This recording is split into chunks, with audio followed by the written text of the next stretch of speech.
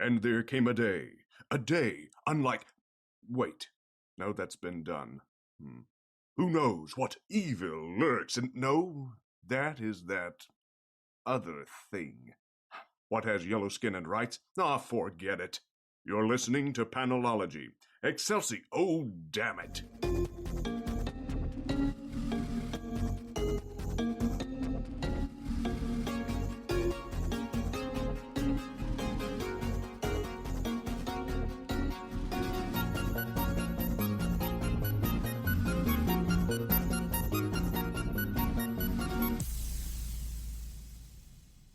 Welcome to episode 212 of Panelology. I'm Alex. I'm Jenna. And I'm Brian. How is everyone this week? Good. We had a good week. Really good. Yeah. Tired, but good. An exciting Wednesday, maybe? Indeed. Yeah. I would say that was amongst the higher points of the week, yeah. Yeah, which brings me to, hello, new listeners, I hope. You're probably here for Travis McElroy, our guest in this episode. He'll be in a later part of the episode. If you really want to skip there are chapter markers in the podcast. But first, why not hit that 5-star button on Apple Podcasts? Smash that bell, like, and whatever the thing is that you say, yeah. It's not YouTube, Brian. I know, I'm making a joke of it. Cute. I didn't even understand the words Brian said just now. We are happy to have you if you are here for the first time. We talk about comics, and every now and then get guests on. Right now, we're digging into some graphic novels we haven't gotten to before. We normally talk about weekly stuff. That's all you need to know. That's probably more than you need. You have probably already skipped to Travis, and that's fine. Oh. We're still there. You can't get rid of us. That's right. Lord knows people have tried, and it doesn't work.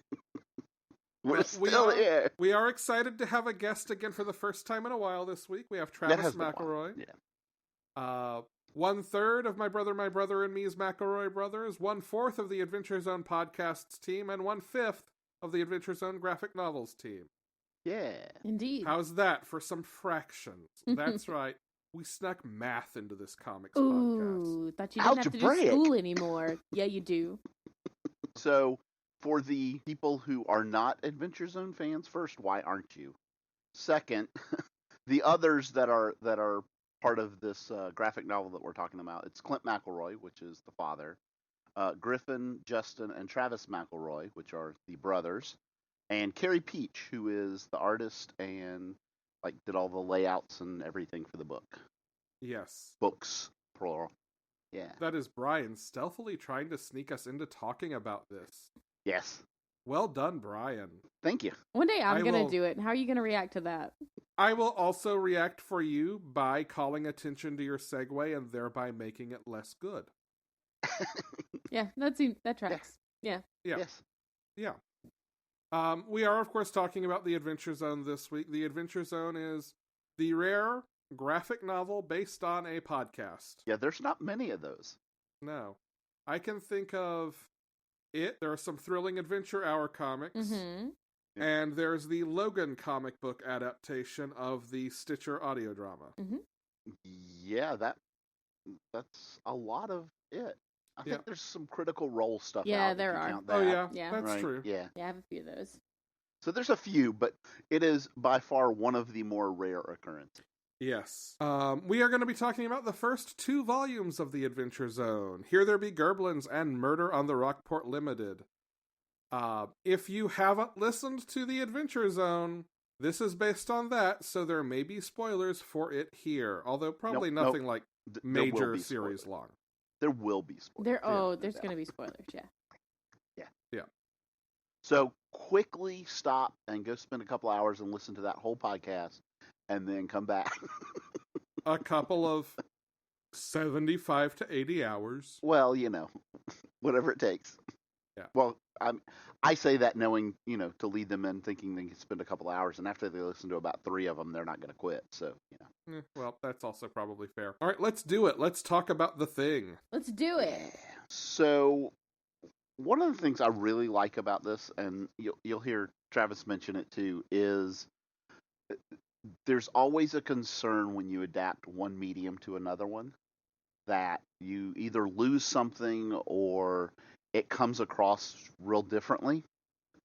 Um, and that being, the Adventure Zone being an audio medium, you get tone of voice and timing and some of those things that you can't get in a printed medium. And yet, so much of that feeling is still conveyed through the art in this. And I was kind of blown away by how well that works. Oh yeah, Carey Pietsch kills it. Yeah.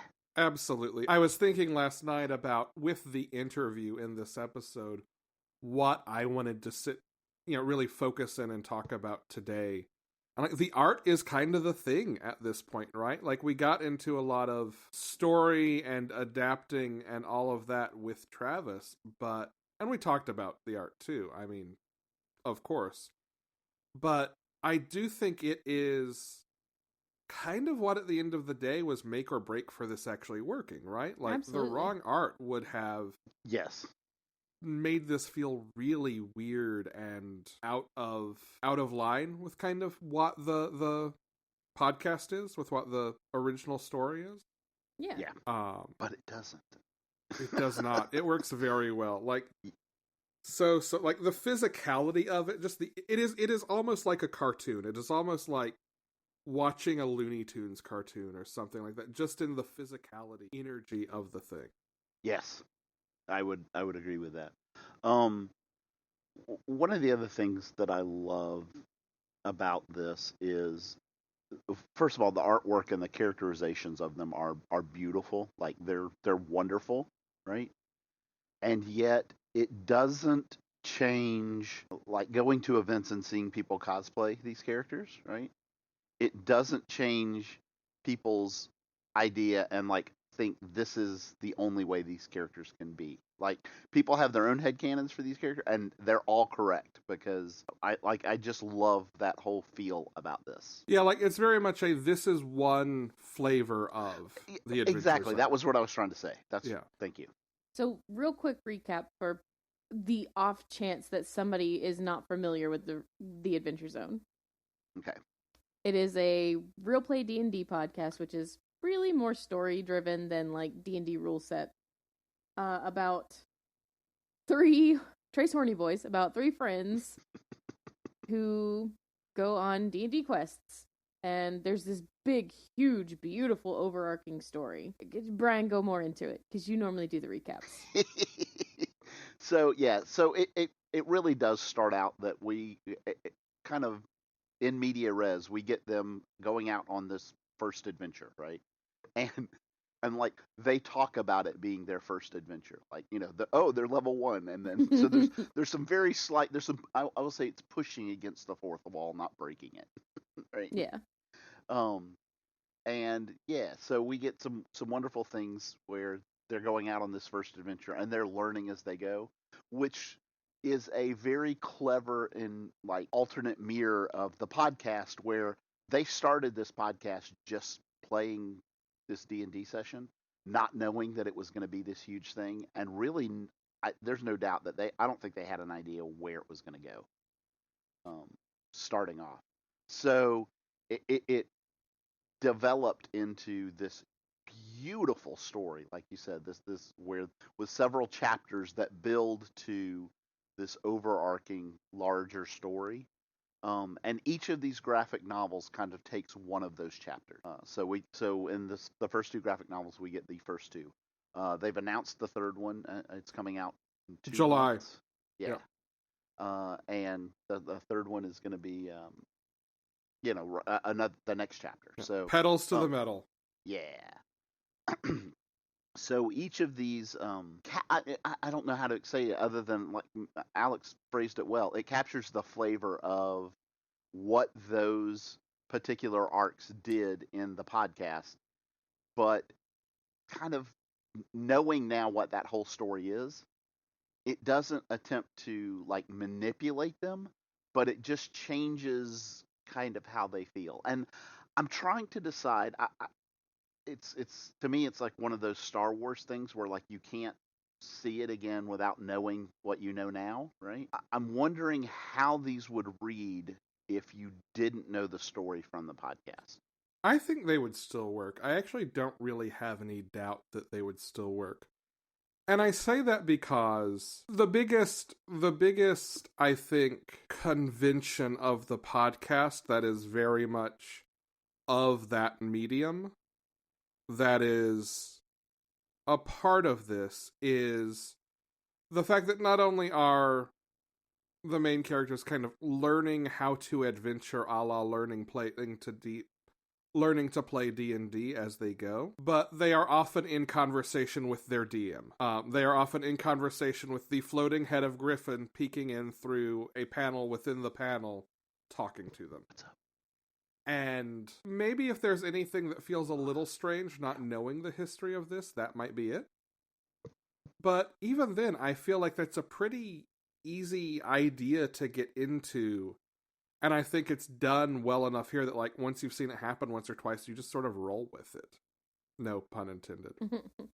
So yeah, I think it would work pretty well on its own. I can see, like, here and there, without getting into kind of the nitty gritty of it, like, I can definitely see a couple of places where there are little things that are either gags that Carey Pietsch has snuck into panels, or, like, side jokes that are in dialogue that maybe set up some goofs that come and become like running jokes just a little earlier, so they feel more a part of the story as a whole.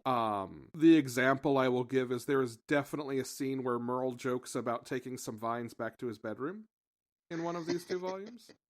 But yeah, like, in general, I think it's still very, very accessible. Yeah, and it wasn't as much a question of would it work, or like would you enjoy it? It was more a question of would it make you feel differently if you read these first or listen to the... I mean, at that point, I say it almost has to, because they are different media. Maybe so. But I think they're probably different in equitable ways. I'll take that. Like, I mean, okay, the closest thing I can think of is something like Hitchhiker's Guide to the Galaxy, right? Like, how many different forms has that existed in? They're all kind of a different flavor, but, like, they're almost all good. Yeah. Like, they still sort of get you to the same place. And really, at that point, like, and I think maybe this will be, over time, the same thing for the Adventure Zone, because there's also a cartoon in development. Like, which one you got to first maybe informs kind of what your favorite flavor of it is. Could be. But I don't see a lot of people being like, well, I love this version of it, but that one stinks. Like, the graphic novels are all so in line with the podcast that there are still new things, I think, in it to enjoy and discover. But I don't think it's that different of an experience. One of the things that I think is a little different, and I'll point this out, and it's something I was curious about how they were going to do, right, is Griffin, right? How do you include the DM in, when you're telling the story that's the characters? Well, essentially, he almost becomes the editor's notes. Yeah. For, right? Mm-hmm. That would be in a traditional comic. And he pops up with his face in the corner to give snarky comments, or to remind you of something that happened somewhere else, or in some cases to interact directly with the characters. Again, kind of pushing that fourth wall thing. Yeah, and like, I like that. I mean, they do a couple of things with that convention, too, that are, let's say, while they were playing the game in the podcast, a certain character, Merle, used a spell that he did not have access to yet. Like, those moments have sort of become Griffin saying, you can't do this, and Merle being like, but couldn't I if? Like, actually having sort of the table talk conversations. Right. Like, I like that is a way that sort of that has come in. Yes. They also kind of sneakily introduced the idea at the beginning of the second volume that, like, when the guys are off duty, Griffin's not around. Like, there's a point in volume 2 where, like, they go on a mission and he pops in again. They're like, oh, you again. Right. And, like, I kind of like, he's also a little bit Mitz at Spitlick. Like, he's a little bit fourth dimensional god messing with them. Yeah, which, I mean, isn't that how everyone feels about their DM? It's how I feel when I DM. That too. Fifth dimensional. Spitlick is fifth dimensional. He is. Don't at me. I was gonna let it go, but if you correct No. yourself, then. Yes. Jen. Yep. So, what was your favorite part of these first two? Favorite part of these first two? Oh, it's definitely Wankins. Wankins will always be my favorite thing about the first part of this story. Yeah. But I love it all. Excellent. Yeah. That is a good example, though. Like, there's some really smart editing around all the Jenkins goofing in the second volume. Mm-hmm. Yeah. Like, there is 100% stuff they do in the podcast that just does not translate to the book, and, like, No. that they just let go.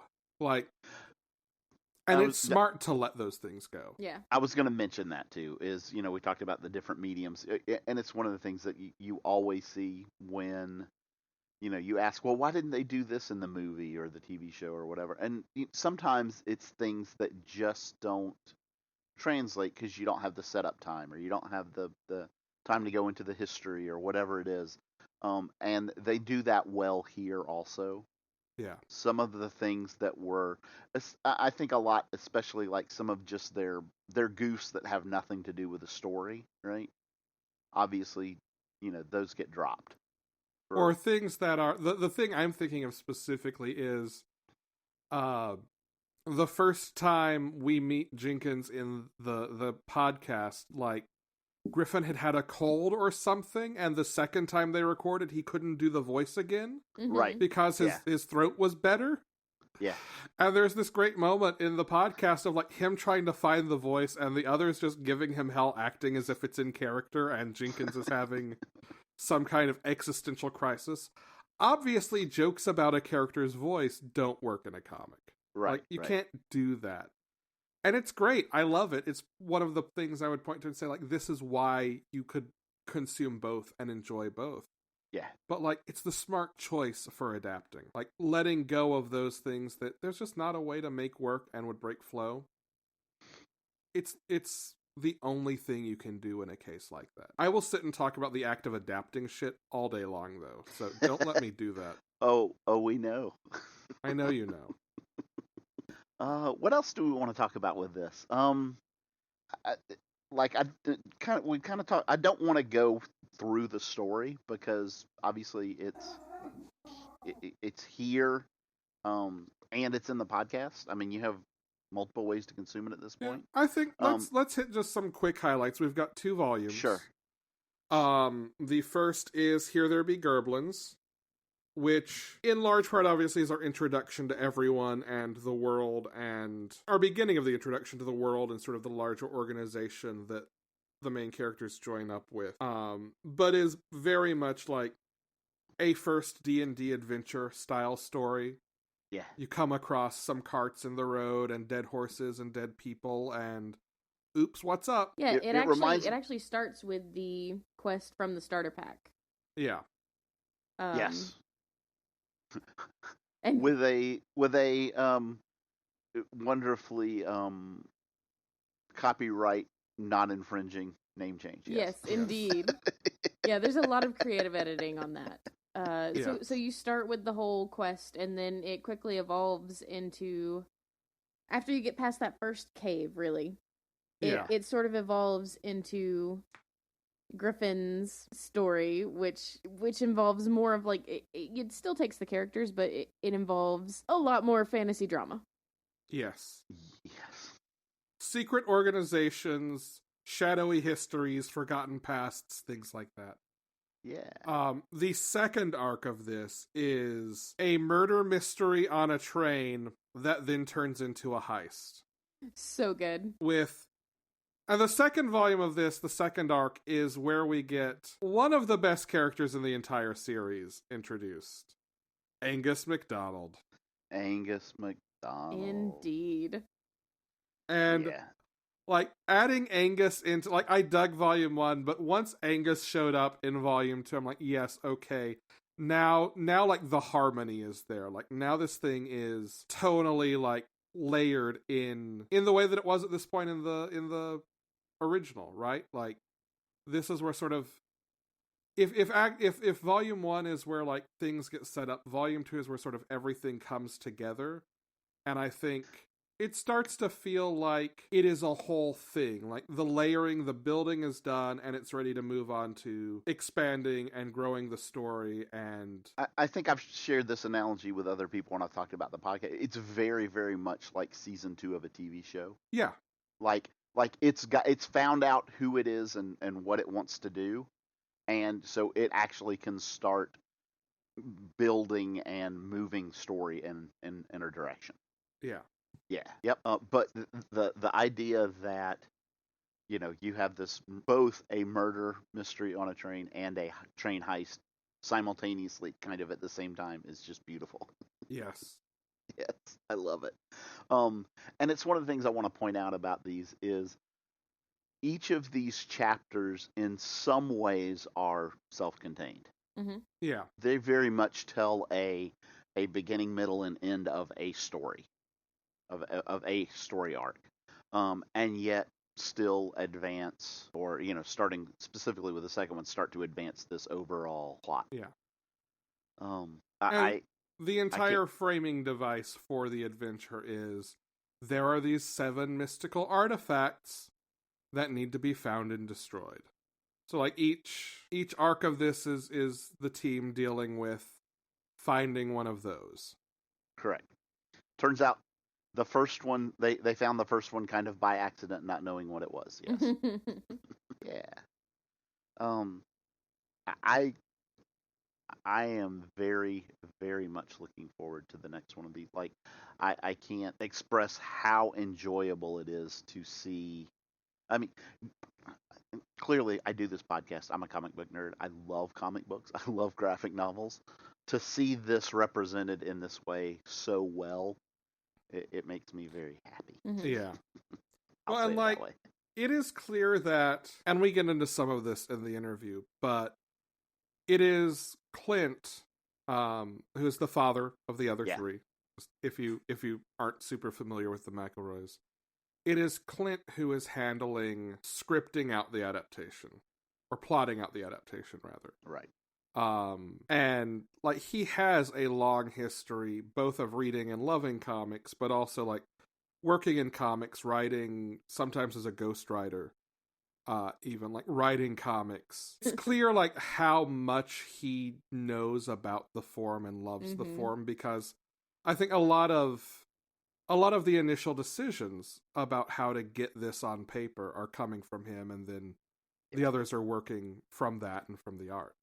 And I'm guessing a lot of the idea of the media translation, he's probably helping with that a lot too. Yeah. Right? Yeah, and as that's like this won't work in a comic, or that kind of thing. Yeah. But I just wanted to point at him in particular as like the person doing the first round of getting it on paper, because I think that is so easily where this could go wrong. Oh, no question. Mm-hmm. No question. Anything else before we cut over to the interview? Like I'll be honest, I'm just so anxious for people to hear the interview because I had so much fun and it's so good. Well, the truth is, it covers so much ground that like there's a lot. It does. There's a lot we haven't hit on yet because Travis covers it way better than any of us could. Clearly. Yeah, definitely. I will say, don't high five magical talking gauntlet. Well, duh. That goes right. That's number 2 behind don't read the book. I was mostly talking to Alex. Yeah. I will read. So, the Alex, book. Thank you. Don't read the book. Don't high five the gauntlet. We now have 2 rules for you. Okay, look, I will read the book. If anything, the gauntlet would get a fist bump, though. Okay. But right now, Well, especially now, we would right? probably just wave. And air bump. That's it. I would wave to the gauntlet from a good 6 to 10 feet away. Thank you. Nice. Yeah. Magical distancing. I like it. Mm-hmm. Yeah. Maybe fist bump it with a mage hand. That's about all you can do. Nope, not even going to risk that. Uh-oh. Maybe cast mage hand and let mage hand do the wave. There you go. Cute. All right. I say we go to the interview. I also say we go to the interview. Jen, do we have unanimity? We have a wait, is it a quorum if there's only 3? I mean, when there's only 3 people in the whole population, then like 2 would be a quorum. But yeah.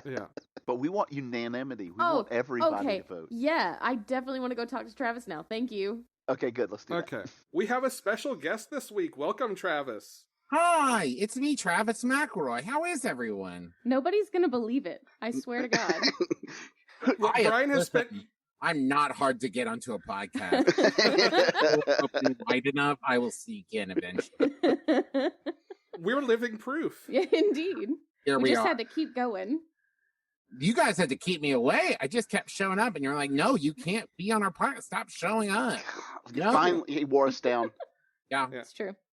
Yeah, I went out to get groceries and came back, and Travis was in my guest room. Yeah, I'd already started recording at that point. Like, listen, okay.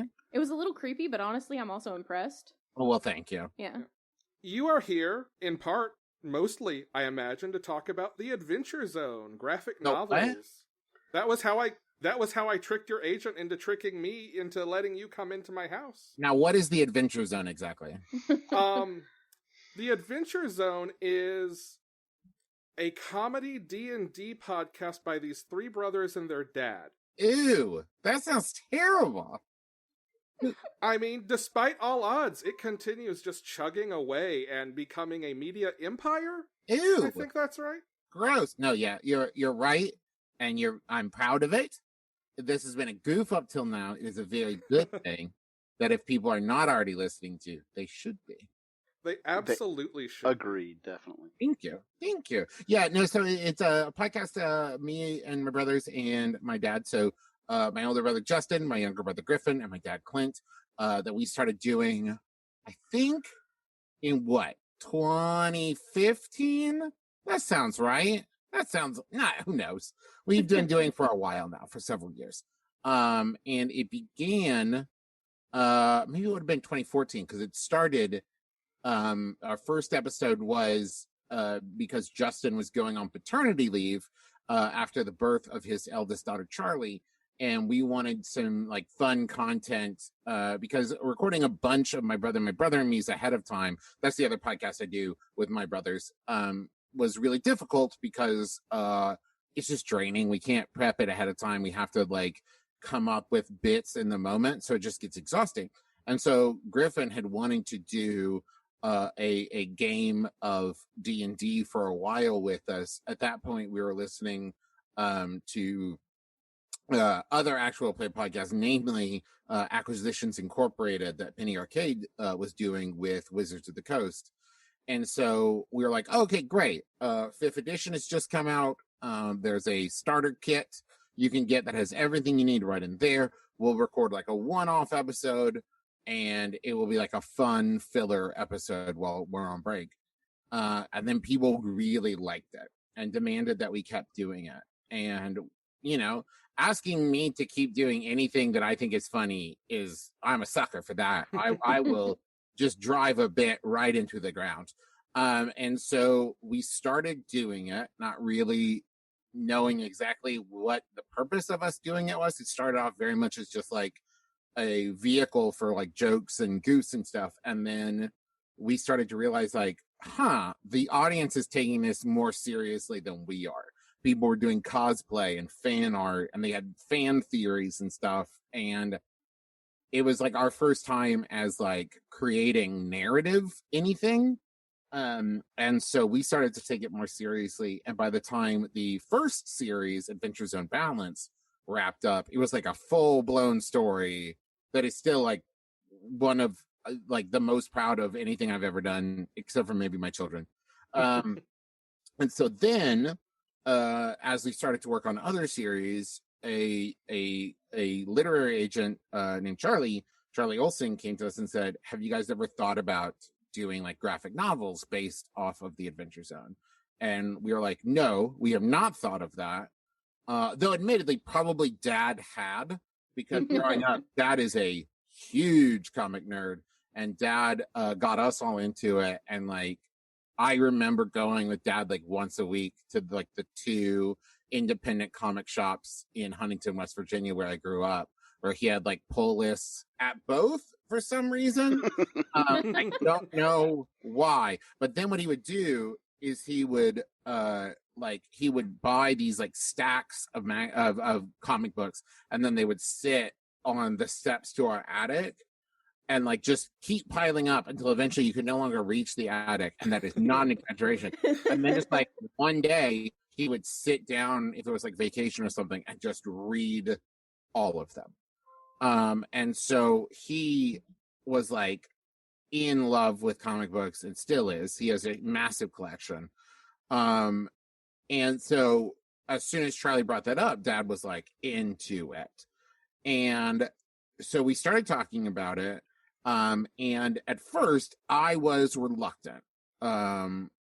Because at that point my wife was maybe 4 or 5 months pregnant. And which would have meant Griffin's wife was like 1 month behind that. So like 3 or 4 months pregnant. Justin had Charlie, who at that point is like 2 years old. And we're like, I don't know how much we would be able to put into this. And Dad was like, I'll do all the work. And we're like, sold. So then we started working on it, and we instantly realized that did not work.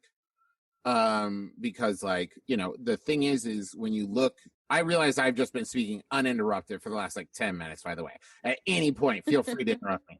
No, you're great. It's great background. And it's a lot of the first question was going to be, how did you go from podcast to visual graphic novel medium? There we go. So we kind of realized very quickly that one person could not write the script, right? Because the thing is like Magnus sounds like me, has my sense of humor. Taco sounds like Justin, has Justin's sense of humor. Like Merle sounds like Dad, has Dad. The world is like Griffin's brain, like all of these things. So what we started doing, the process became Dad would write the outline for it and write like the most like cookie cutter script.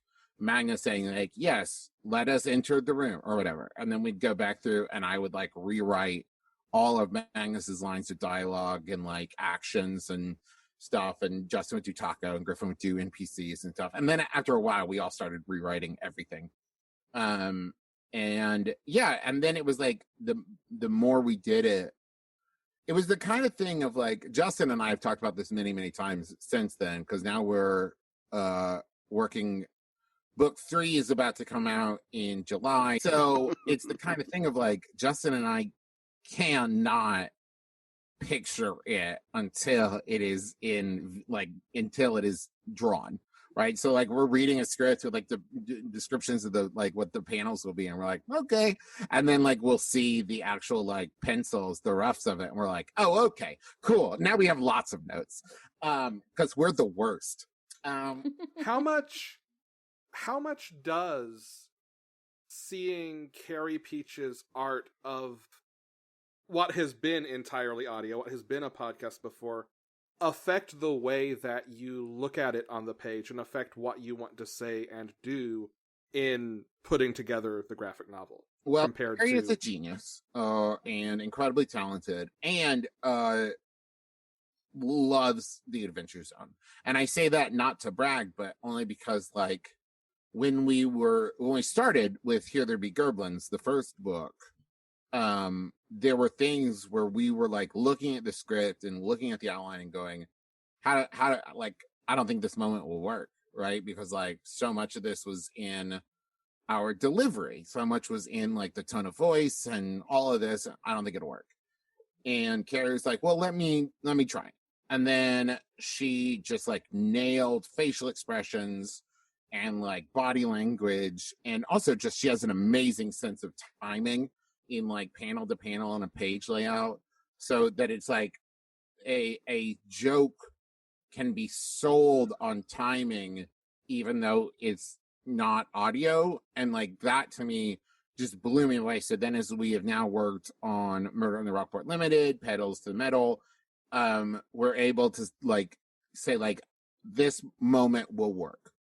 I'm not worried about this. And it also helps that she has this amazing ability, because this was something we talked about so much when we were working on the first book, is this is like a goofy dumb podcast thing that we did that's mostly jokes, but more and more as the story goes on, there are more and more serious dramatic moments that happen, and we are like, how do we balance that, no pun intended, how do we balance that in the art style so we can have these goofy facial expressions and make jokes about, you know, Kenny Chesney and stuff like that, and then also make it emotionally impactful when someone dies, right? And it's like, yeah, and Carey nails it. There's some right at the end of the first book, and this is, I guess, a little bit of spoiler, but I won't say what it is. But there's like a full page panel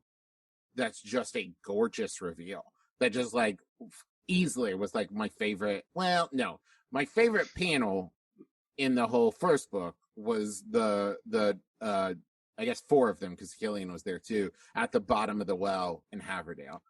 Yeah. Yeah, she just has this ability to kind of marry the comedy of it all, but still keep it grounded in such a way that I think the characters, like, that it's still relatable, that people still feel kind of connected and invested in it. Does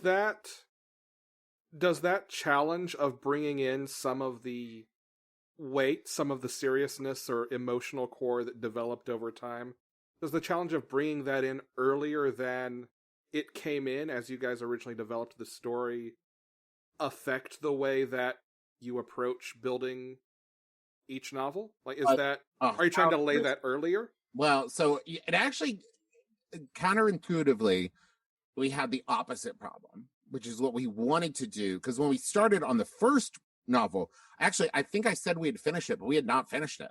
When we started on the first graphic novel, we were in the middle of Stolen Century, the 6th of 7 arcs of balance. So what we wanted to do was inject the kind of, I wish there was a better word for it, because it's not drama, it's not seriousness, but maybe gravity is a better way to put it. Mm-hmm. Because by the time we finished Murder on the Rockport Limited, like, we knew what kind of show we were making. And so when we went back and restarted with the graphic novels doing Here There Be Goblins, we wanted to inject more of that gravity and more of that, you know, grounded nature. But we had to be careful, because if you don't spend the time getting to see them as goofballs, their kind of journey to becoming these more serious, grounded, like, maybe there are things that matter, maybe there are serious stakes, maybe we should take this seriously, it wouldn't have the same impact. You can't have the cop always be 3 days away from retirement. Point, they have to be a loose cannon, so that by the time they're like, now they're the sergeant, like, now it's like, don't you remember, Sarge? And you used to, like, so I think it was like the opposite was true of, like, we wanted to make them a little more serious, and we were like, no, we have to stay true to the story. So how do we ground it in a way while still keeping, like, the goofiness and everything? And I think that was a lot, like a year and a half, I think, was spent in development for that, maybe longer, just like figuring out the first book.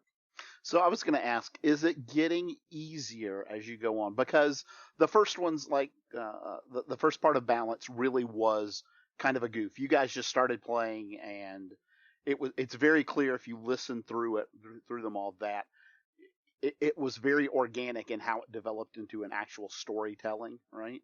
Mm-hmm. Yes. So is it becoming easier as you go further into the graphic novels to adapt to them? Petals and Metal was a joy to adapt, because like by that point, all of the, like, characters we squared away, and in fact, like, there was stuff, like, we fell into a lot of, like, bad tropes. Not, I don't know.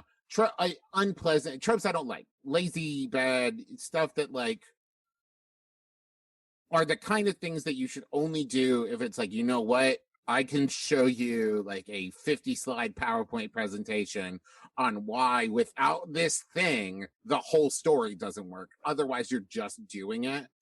like if you cannot justify the choice, so maybe that's the way to put it, completely unjustified things that maybe we weren't even aware at the time were tropes. In fact, I know we weren't aware of it. And so, like, for example, Hurley and Sloane is probably the most notable. Their kind of arc in the story. So we got another pass at that, which was so good. And like we talked to so many people about it, and like we really like spent time with it, and really like it. So like stuff like that was really fun to do. And plus, Pedals to the Metal is so active.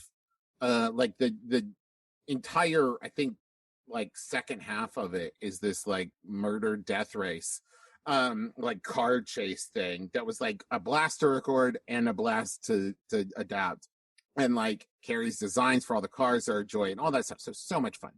So how much of those kinds of things, those bigger plot pieces and just character callbacks and some of the things that as you get further through the story happen more and more, how much of that was a group effort and how much of that was Griffin just kind of surprising you guys? Do you mean like in the podcast itself, or Yes.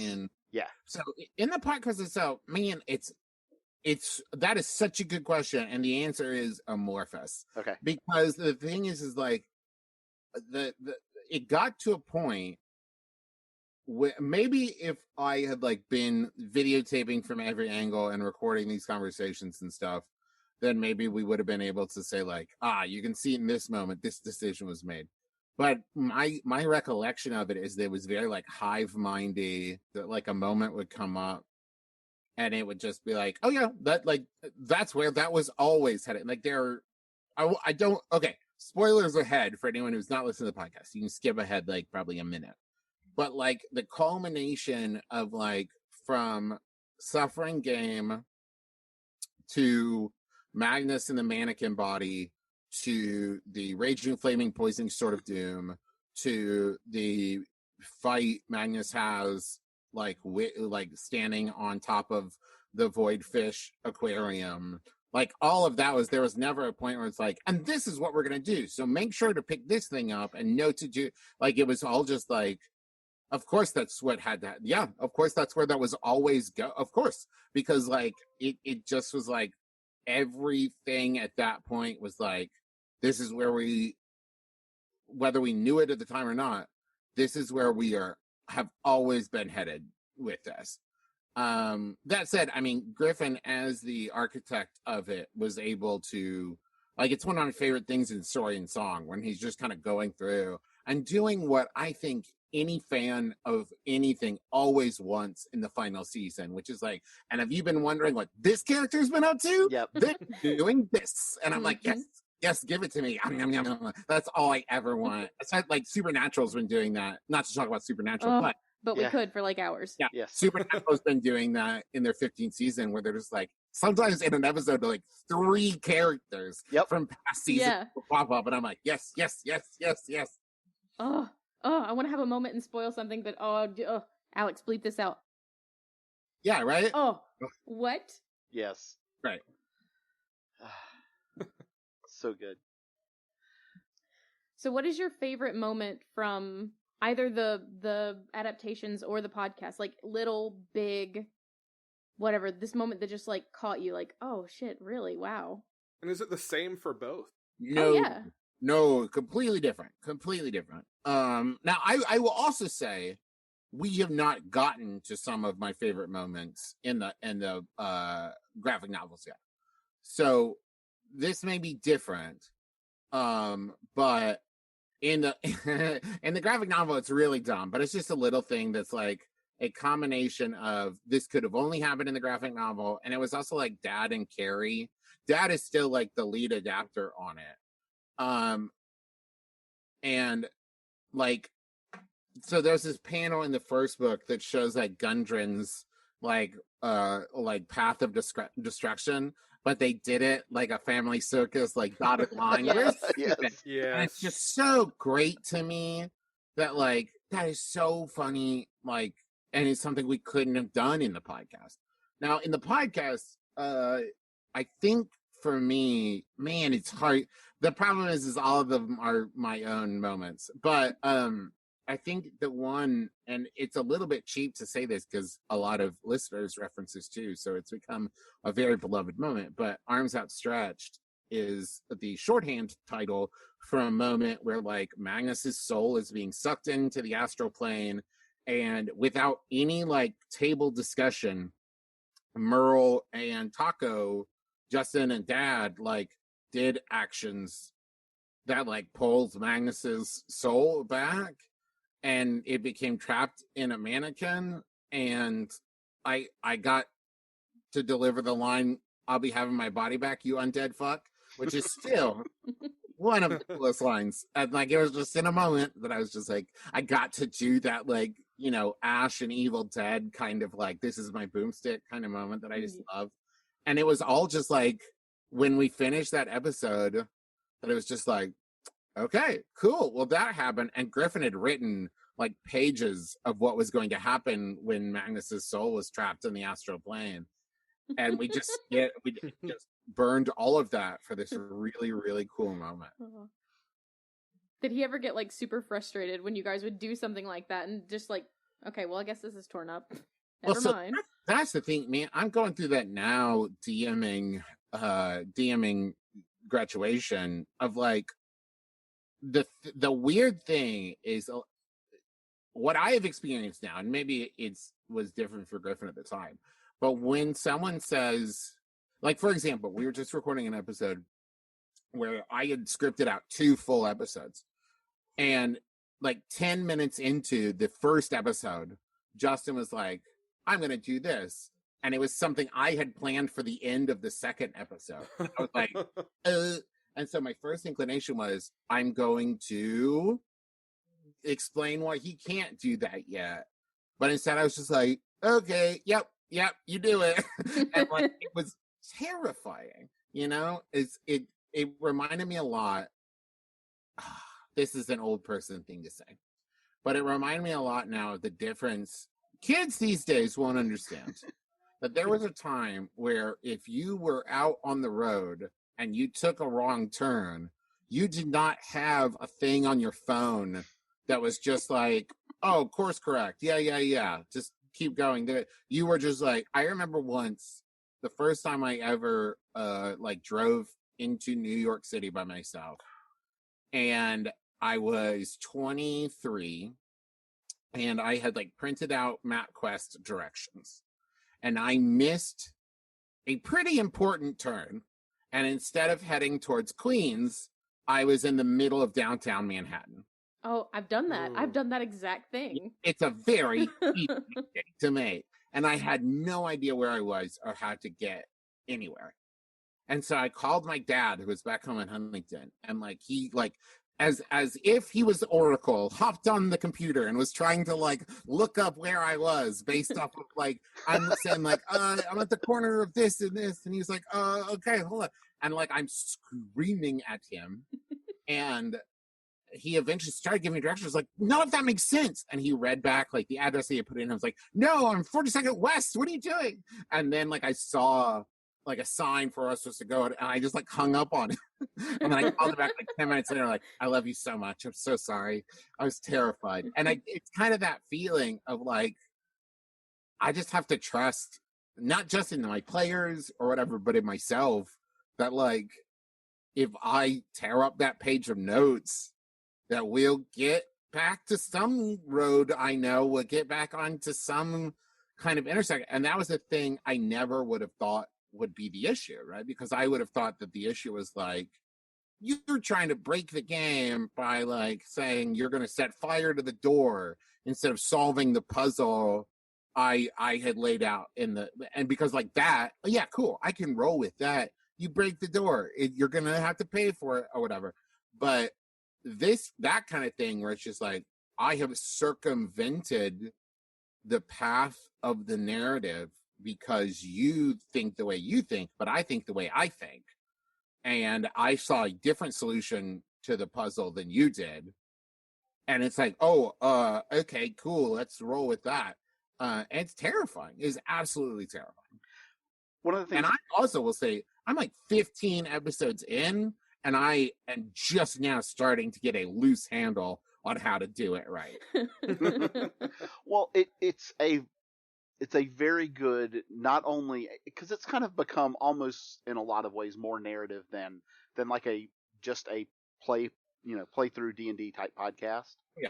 But it very much, in some ways, even more so highlights those decisions that happen in D&D because of exactly what you were just talking about. Like, you can have your ideas about what's going to happen as a DM or whatever, but you don't know how they're going to respond to that. So you can't plan it out. And that for us has been a really tricky thing to find because we realized very early on, even back in Balance, like we are not really a full-blown actual play podcast. Right. Like if you want, be like the rest of the internet and compare Critical Role to the Adventure Zone. And but like Critical Role will teach you how to play role-playing games well. They are also, don't get me wrong, amazing storytellers. I am not at all. I love them, and I have learned a lot from being friends with them and playing with Matt Mercer and stuff. And so I am not bad-mouthing them at all. They just actually know how to play like Dungeons and Dragons and other RPGs, so they like play correctly. Whereas our focus has always been on storytelling and fun. So like, for example, in Dungeons and Dragons, it's like we've never really worried about spell components or casting time. Like that's the thing. I was like, there will be these like wicked awesome spells, but technically it takes 10 minutes to cast them. And so you can't just say like, I cast this.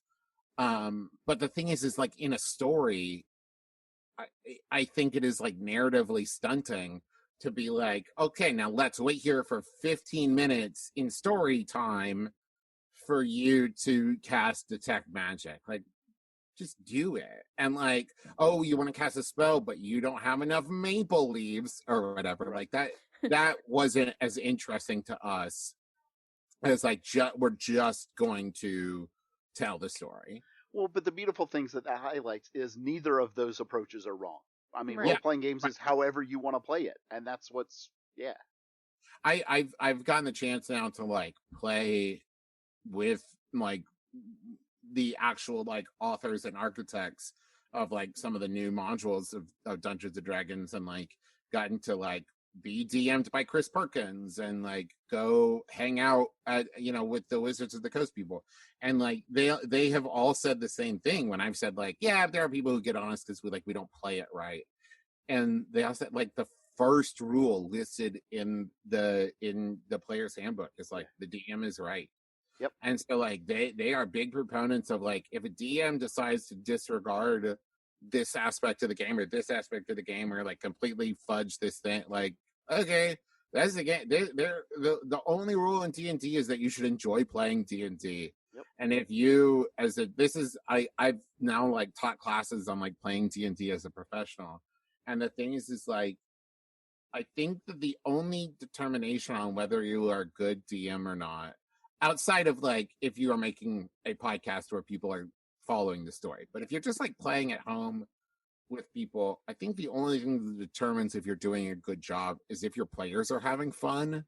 Because like the story could go completely off the rails, or they could completely break the game of Dungeons and Dragons by like min-maxing a character, or like, I don't know, making decisions that no person would actually make when faced with that opportunity. But if they're having fun, then the game is going well. Yeah. I think the best sign of a good DM is like their ability to either say yes or say no creatively. Right. It's yes and or no but.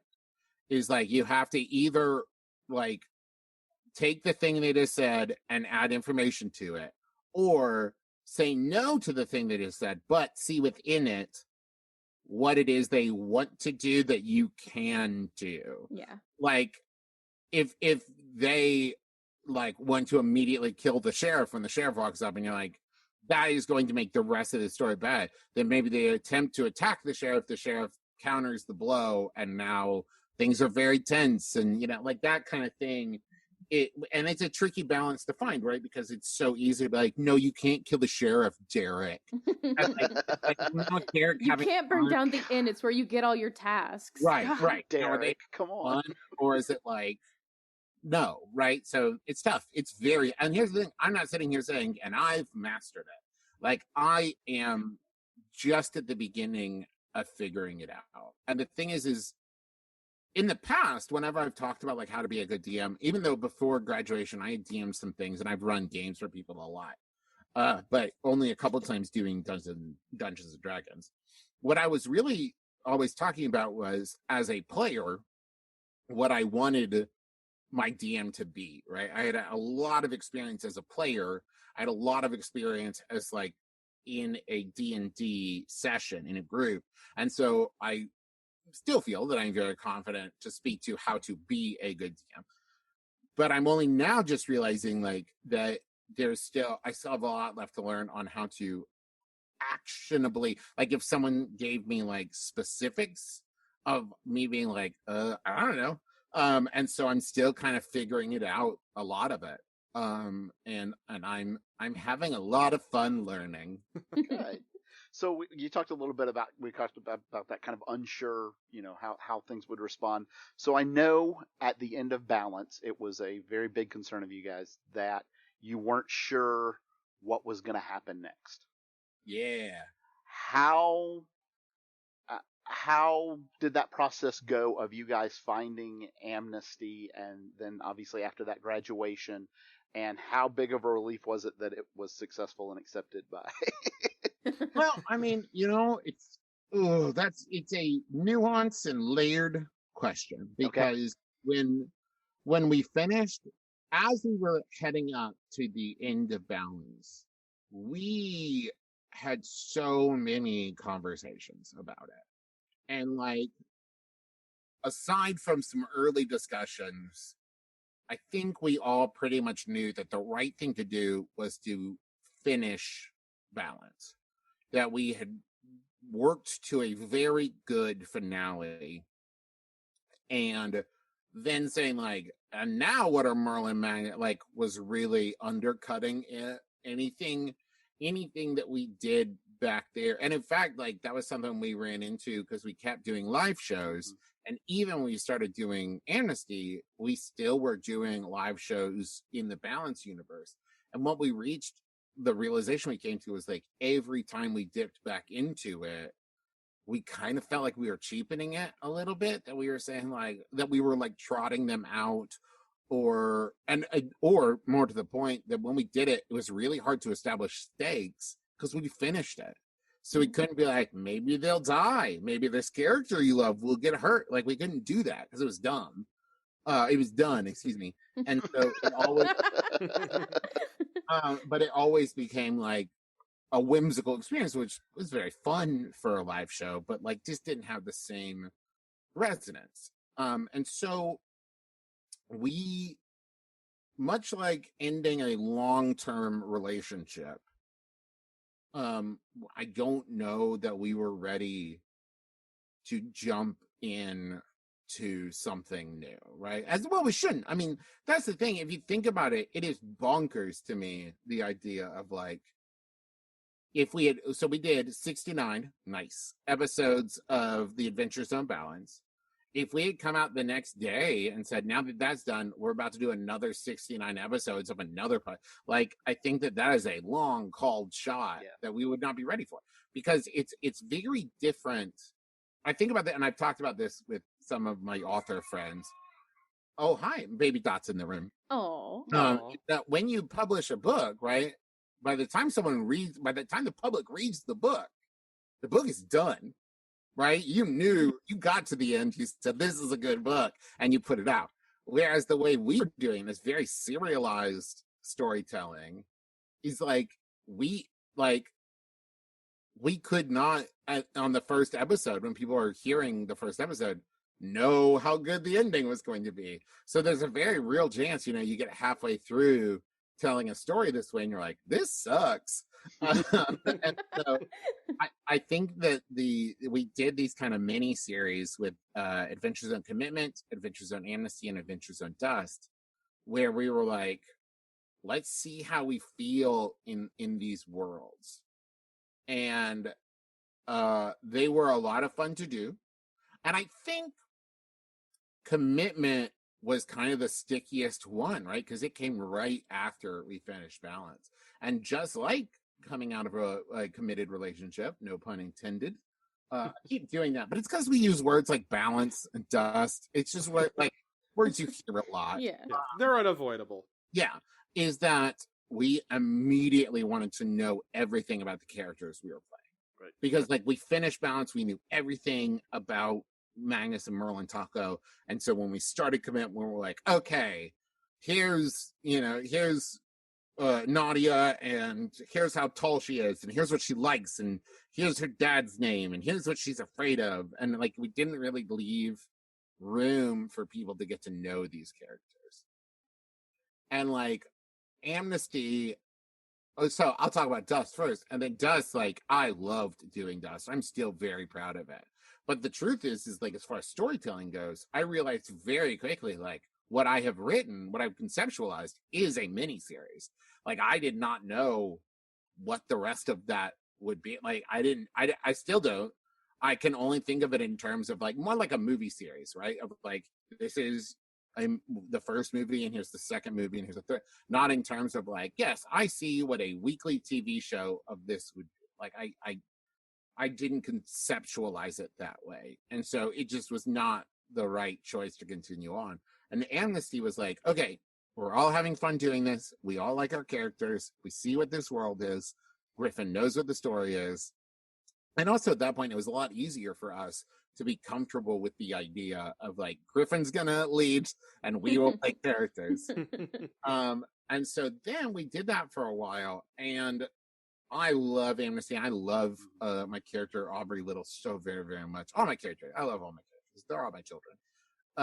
I mean, Magnus is my favorite, only because I've spent so much time with him. I love him very much. Anyways, and so as Amnesty was nearing completion, I had this idea, and my original concept was a lot more like dark comedy.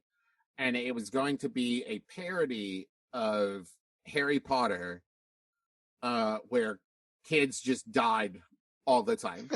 It was like kind of like combining the idea of like Harry Potter and red shirts. Where it's just like by the time you got to your final year, the class size was down from like 60 to like 4 kids. And so we went out to LA to film Tiny Heist with Dimension 20, and with Brendan Lee Mulligan was the DM for that, and it was such a blast. But that was like, I think we were like, we miss Dungeons and Dragons. We miss playing this. Because up till now we'd been doing Amnesty was Monster of the Week, Commitment was Fate, and Dust was Urban Shadows. And we were like, you know what? We miss Dungeons and Dragons. We're going to play Dungeons and Dragons again. And I said, well, I have this idea. And I pitched it to them. And Justin was like, I don't know that I'm comfortable with us killing that many kids.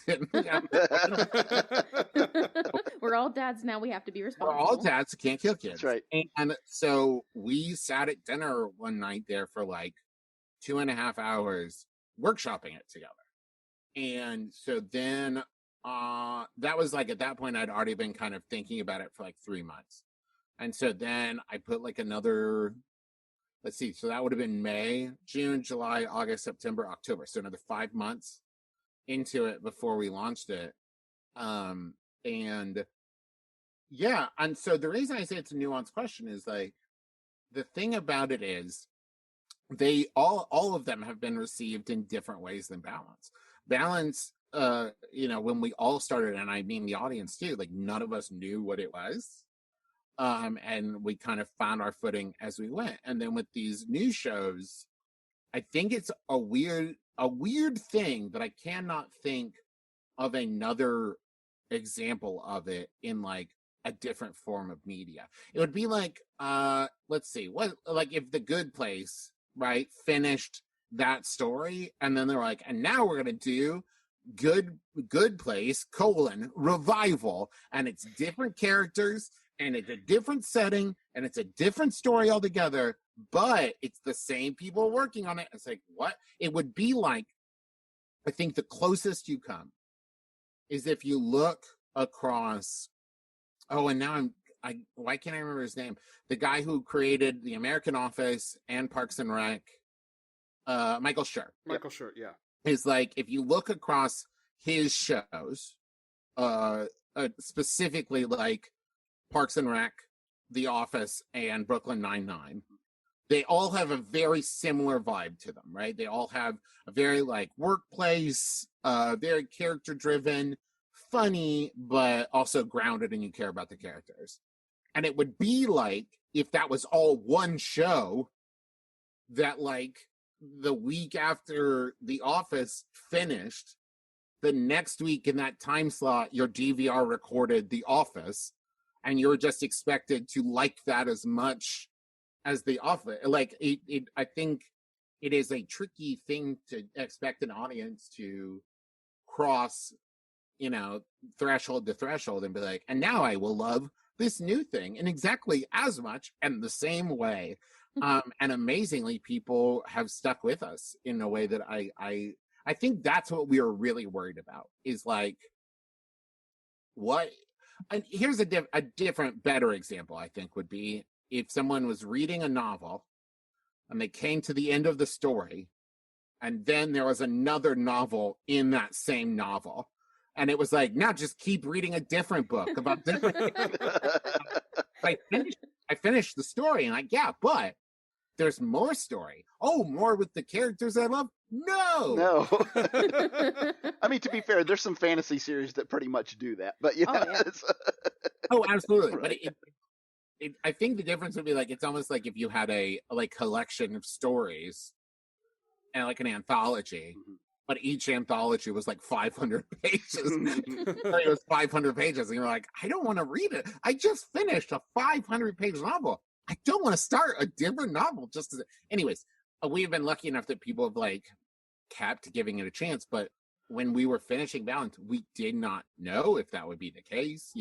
We didn't know if people would be like, I love these characters and I love this story, and this story is done. So I know I know it certainly hasn't happened, or there's no doubt. Has the consideration been given of amnesty or graduation possibly becoming graphic novels? So, like, we talked about amnesty while it was going. And I think we really wanted to wait until it was done. That's right? fair. Because we didn't want to be writing. We didn't want to Games of Thrones it. Thank you, by the way, for anyone who cares Yes. at all about your products. Yes. Right. And so we didn't want to be fighting a battle on two fronts. And so we wanted to finish it. And so there's always a possibility, but along those same lines, we have a lot of irons in the fire as far as different weird projects go. And the Adventure Zone, the graphic novel, has become like a year-long job. It's a year-long process. And so I think that's another consideration of like, is this something someone else could write and still make a product that we really love? So to answer your actual question, the possibility is always there. But it also is something that we are not trying to rush into anything. Once again, no pun intended. Because we want to treat each of these things like they deserve the time, and they do. And we never just want to say like, this will make a buck. Let's do it. Thank goodness. Yeah. I've also got to guess that taking that approach probably makes actually making the thing a little less stressful on the, original pass as podcast. Like, if you're trying to DM and think about how will this look in the graphic novel, and what if Peacock picks up this as a season of a cartoon as well, that way lies madness, I would think. Oh yeah. Yeah, absolutely. Absolutely. I mean, it's and I don't think that is specific to us, or this kind of storytelling, because I think that that is something I think a lot of people run into. This is a thing of like, when anyone's creating, a blog, it's like, is this going to become a book? I don't know. When someone is like writing a novel, does this have movie potential? When someone's creating a TV show, is this toyetic enough that we're going to sell merch? Like all of these things, we are lucky enough, and I think unique in that the core job that we do of the podcasting is something that, while it takes up a lot of time and we do it year round, multiple times a week, it also is like something we can do while working on the graphic novel, something we can do while adapting this or that or working on these things. And so we always have our core job going on in the background so that we've never had to make decisions based on need. So we've never had to be like, well, this is a bad idea for an adaptation or a bad pitch for what this could be, but I do have to pay my bills and I do have to pay my rent. So I guess I have to say yes. We've always been able to say like, hey, this would ruin this thing for people. So no, like, and I'm not saying that we are saints and that anybody who has said yes for a paycheck is a monster, but we have just been lucky enough, I guess, to put it in different terms, to never have to make that decision. So always being able to make the decision of like, what is best going to serve our audience who really, really cares about this product. And not just like, if I don't say yes to this, who knows when the next chance is going to come and all those things. Like, we made the My Brother and Me TV show in 2016. And at that point, we'd been doing the My Brother and Me podcast for 6 years. And we had a lot of bad pitches come our way before then. And same with Adventure Zone Balance. I mean, we're working on adapting it now for Peacock. But like from early on in Adventure Zone, there were people who would like pitch us stuff that was, sorry if any of you are listening, not great. Some people pitched stuff that was great. So now no one will know which one they were. But like stuff that we were able to say like no to because it just wasn't right. And like that is a luxury. That is an absolute luxury that not a lot of creators get. Oh, Travis, in their heart, they know who they are.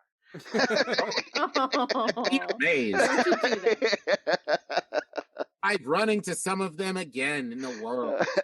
They don't always know. Yeah, that's fair. That is fair. All right. I just have a quick question, like getting back to the books really quick. Yes. You guys are all so fucking good at creating these worlds, these like images of these worlds that, you can really just close your eyes and imagine that you're there. And it's amazing and I love it. But how awesome is it when Carey Pietsch like adds to that by putting little signs that say things like featured grains, pocket full of rye rolls, bread pans folly, and then there were buns. How much fun is that for you guys to get to go through and see all the little background things that she adds? I have been working with her now for like 3 years. I've been looking at these books. I have book 1 and 2 sitting right next to me in my bookcase. I look at them all the time. I still find new jokes. She will occasionally tweet a thing and I'm like, damn it, that's good. Like, that's one of my favorite things to do. And remember, we look at these panels, we look at roughs, we look at thumbnails, we look at pencils, we look at finals, we look at all these things going into it. It's a year-long process. We're looking, all the time, scrutinizing them. And then we'll go on book tour and get them up on like a giant projector behind us. And she'll point to some joke. And I'm like, Jesus, like I never would have. It is just so beautifully jam-packed with all that stuff. It is great. And like I said, it's passion for her. It's like she spends so much time working on these things. It's incredible. I wanted to touch real quickly on Journey into Mystery and how you guys got involved in doing a Marvel book. So once again, Charlie, it worked. I can't remember the exact, but it was like, would you guys want to work with Marvel? And we were like, yes, we would. And then it was such a weird, but also smooth process. Like I kept waiting So basically, they said we're doing the War of the Realms, and we got all these different creators, all these different people working on all these different projects. Do you guys want to do one?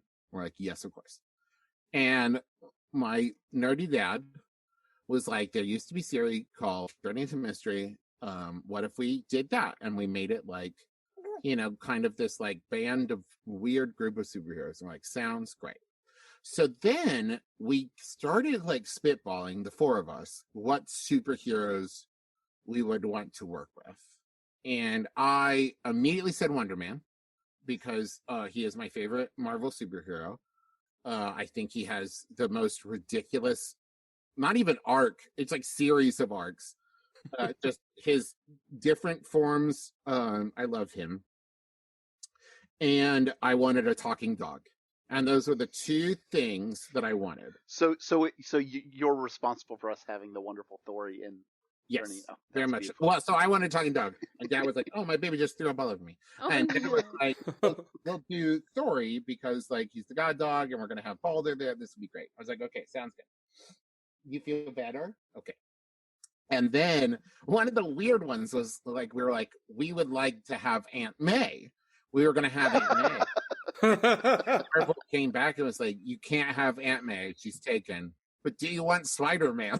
And we're like, yeah. They said to work with Miles Morales, and we're like, yeah, awesome, cool. Yeah, we'll take Miles Morales Spider-Man. Thank you.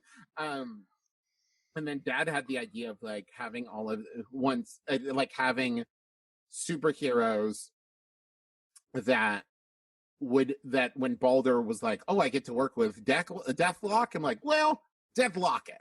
Oh, okay. And like Spider-Man, great. And it's like, well, it's Miles Morales. Like, okay. And Wonder Man, he's so powerful. Like, yeah, he's a pacifist. And so like, oh, sounds great. So like that was the whole conceit of that. And then like we would like write the scripts for them, and much like we did for the passes on the Balance novels, we would like each end up kind of being responsible for different like characters, kinds of tone of voice, right? And so like I ended up writing a lot of Wonder Man's dialogue and a lot of like Thory's dialogue because those are the characters I wanted. And like Justin did a lot of stuff for Miles Morales, and like Dad took a lot of like Balder's stuff, and Griffin did a lot of like Deathlocket and Simon's. No, who's Druid. And like it ended up being a very similar process, and we'd send the scripts over to Marvel expecting like, you can't do that. And they were like, sounds great. I think they like the only notes we ever got from them were like, oh, you said like this is like a shield like helicopter, but shield doesn't exist, so it will be this. And we're like, okay, but you're totally fine with like this joke and stuff. I'm like, yeah, that's fine. And we're like, right? And Nice. like it was so fun to work with, and like it was great. And then like they had us write like a one page for the 1001 Marvel special thing. And so we did now I can't remember the Kickers, what is the name of that group that are all football players? Kickers Inc. Like, is that it? Kickers Inc. Yes. Yeah. And so we each took different turns like writing what the pitch of the movie that they were pitching would be. It's fun, man. It's the kind of thing of like it's weird because Justin and I still cannot think in terms of like comic book scripts where we're like looking at the page, and until we can see the art, we just don't know what it looks like. And Dad just thinks in comic book scripts. Dad's been like a comic book author for a long time, and so he's just so much better at it than we are. Don't tell him I said that. Your secret is safe with us. Thank you. Well, I think we are getting the signal from our producer, by which I mean your daughter. Yeah, baby died. That it is about that time. Is there anything else? Obviously, where can people pre-order Yes. Go book to 3? theadventurezonecomic.com. All one word, theadventurezonecomic.com. You can pre-order book 3 there. It's coming out in July. And I'm not just saying this because I'm pushing it. I really do mean this. It is a blast. It is beautiful. It is fun. Like the pacing of it is incredible. I'm really, really proud of it. And I think people are going to like it. I'm super excited Me to too. see, especially the race. Yeah, it's so good. Yep. Oh, the action of it is so good. Anything else? Anything else, Jen or Brian, that you want to? Oh, I was just gonna say, also you can listen to the Adventure Zone. It's a very good podcast. Yeah, It's a is. very good. Yes, that too. And my brother, and me, Schmanners. All good. These are all good shows. Everyone should listen to these shows. Woo! All the good All right. Thank you, Travis, for joining us. Thank you. Thank you for It having has me. been a delight. It has, indeed. Thank you. Same. And hopefully our paths cross again someday. Just try to keep me away. Man, that was so good. I loved that so much. That was a lot of fun. That's weird. Suddenly Brian is wrapped in a comforter and smoking a cigarette. I mean, who wouldn't be? So Weirdly, putting off some Madeline Kahn vibes. Madeline Kahn. I love it. Oh, sweet mystery of life, at last we've found you. Okay. Now that you've made it awkward. Well, that is his superpower. He It makes is. things weird. It is in my contract. I have to / get to at least once per episode. So that was fun. That was fun. Thank you again to Travis Thank for you. taking time to talk to us and talk about Volume 3. And if you have not pre-ordered it, go do it right now. Yes. Hell yeah. Yeah. We need all of these, please. Okay, thank you. Right. I think that's it for the Adventure Zone stuff. Yes. And now, for everybody's favorite segment, the Longbox Book Report. No. Mm-mm. Not this week. Brian, you failed us. I did not do my homework. Well, here's what happened. I had scheduled out Wednesday to read the long box, and something came up and we had to do something That's else. so I don't know weird. what it was. Brian. Hey, Brian. Yes. I Yeah. read Logan's Run. Yeah. I read it. You are reading this fucking book. I know I'm gonna read it. Here's the thing. Like, first of all, I will say mine is gonna be worse. Second of all, Yeah, it probably will be. yeah. But Brian, yours is printed with actual Kiss blood in it. Kiss blood. Do you know how much I would not touch that book? Like, I don't ever want to touch that book. Like, See, I'm- you guys I'm give me a hard time for for my willingness to read the book. Brian's comic is printed in blood. That's all I'm saying. You will be kiss cursed. Thank God I only have the digital version. Oh, okay. Acceptable. But I'm still kind of scared to read that. So, Somehow it will have, like, the deceased fucking code in it, and Code you in will it, be yes. a zombie. I A kiss will. zombie. A kiss zombie. No, that's God. A No. ghost Yeah. in the machine. My actual worst nightmare. I will be a zombie. Oh, okay, yeah, that's gonna happen. So that's gonna happen next Now, week. if memory serves, historically, our punishment for failing in this way No, is having a second book added to your It sure Long fucking box is. debt. That's right. We're gonna bring this back. We're bringing it all back, motherfucker. oh my God. And do you know how like I had a choice not to have this book, and And you chose it. God, I did. You chose it. I chose it blind too. You I chose didn't it know what blind, was. and you were like, "No, both of these books are too good. I shouldn't read them." I know. That's exactly what happened. Now, you will be pleased to know I do have a new option C. Nope. That's not gonna happen. We're going to the generator. You don't want the hints about the new option C? I mean, sure. Give me those hints. I'll take. All the hint. right. This book features an ensemble cast from 1976. Nope. The superstar heroes of this book demonstrate what it really means to be true friends. Nope. The book features the ABCs of storytelling. Nope. Although there is no monkeying around in this book, it does feature a good boy. Aw. Aw.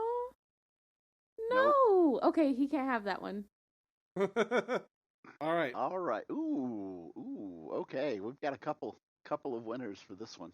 My options are Green Lantern Volume 3, number 20, which comes out which was January 1992.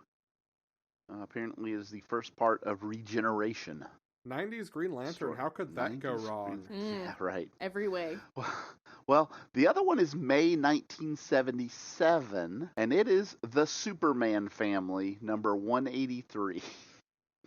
So it could be our third Longbox from 1977 in a row, is what you're telling me. It could well be, and you know what? I think it might have to be that one.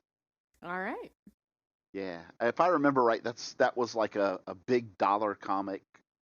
The Superman Family were like big dollar comics that had like 3 or 4 stories in them. So that should be fun. That should be fun. I can't wait for that extra long box. That's right. It'll be a giant-sized Longbox. Long and wide. No. That not brand Ech. That's a different comic. We're not doing that. If you do it right, it's always brand Ech. Yeah, well, that's how the long box pretty much goes, yeah. All right. Next week, we will be reading Miss Marvel. The Kamala Khan Miss Marvel, to be specific. The beginning of G. Willow Wilson's run. Artists. Issues 1 through 11. Yeah. Yep. Artists on that chunk of the run are Adrian Alfona and Jacob Wyatt. The colorist is Ian Herring. It was lettered by Joe Caramagna.